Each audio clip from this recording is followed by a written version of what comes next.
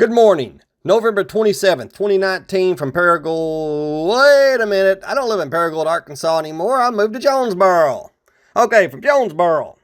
And today I'm going to talk about a topic that evidently my subscribers don't give a hoot about. At least not coming from me. And I don't blame you because I don't have a pile of money. So why would you listen to me? But I'm telling you something. Today, this is the God's truth. I'm going to show you the true price of buying a new vehicle. Before I get into this, I know a lot of people are going to be saying or thinking that you need a way to get around. You need a car. You need a way to get to work. You need a way to ride around with your hoochie mama on a Saturday night.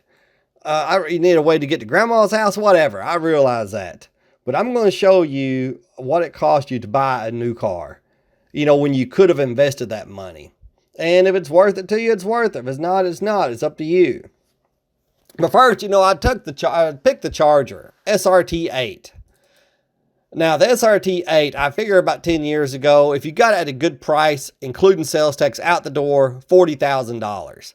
And I think that may have been pushing it a little bit, but we'll say you got it for $40,000. And so anyway, you drive it for 10 years, a very reliable car. You haven't had any problems out of it. Here is what Kelley Blue Book says the car is worth today, right here. $13,364. That's private party if you just sold it. And I'm telling you, at least in Northeast Arkansas, my EV hating cousin, he dealt with cars here and there, buying them and selling them. And he told me once it gets around $7,000 or $8,000, it's extremely difficult to sell them because very few people have that kind of money. And most banks won't finance from an individual a 10-year-old car. So you have to find somebody with $13,000 first. Well, let's say you did. And let's say you did sell for that amount of money. Okay. Then you took a $40,000 car and got transportation for 10 years, which is worth something. And, now it's worth $13,364. Let's see what you could have done with that money. You could have invested it in the average stock. Let's just say you put it in the S&P 500, at the same time 10 years ago.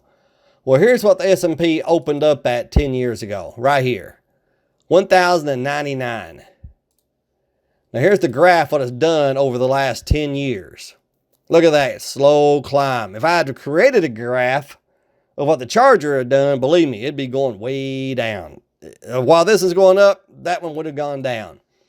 Okay, let's look at the S&P price today, $3,140.52. That's what it's opening up at today. All right, now look at this. You'll see here at the top, if you can read my chicken scratch, the S&P 500 on December 1st, 2009 was $1,099. Let's say you had $40,000. That's 36.4 units 10 years ago. Now, the second part of the page, S&P 500 today, 33,140.52 times 36.4 units. You'd have $114,314.93 worth of stock today. So, you look at the part of the bottom, in 10 years, that Charger, you've turned $40,000 into $13,364, or put it in the S&P 500, in 10 years, you've turned $40,000 into $114,315. That's a $100,000 difference, folks. You can buy a lot of used cars with $100,000. Reliable used cars. But then again, I understand you may not care. It may not be a big deal to you.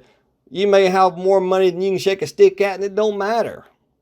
But and I've bought new cars. Looking back on it, I should. I'm 54 years old. I should be able to say right now I've never owned a new car in my life because I've never really been able to afford one. But I bought it anyway. We've bought 2 new cars. It is possible to find good, reliable used cars, even though they are riskier. And if you were to finance this money, this is saying you paid cash for the Charger. If you were to finance it, then you're looking at a whole nother mess. If you finance $40,000, even at 5%, that first year, you're going to be paying about $2,000 interest. And if you were to put the payments into the S&P 500, this difference would be even more, I think. Even though you'd be investing in the S&P, monthly as well.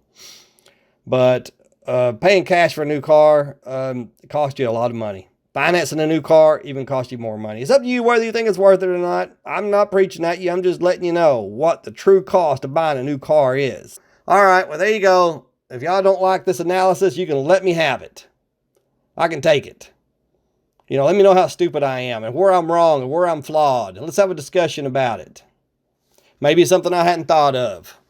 You have a great day. And remember, chicks dig scars on electric cars. They also dig guys who have $114,315 in stocks.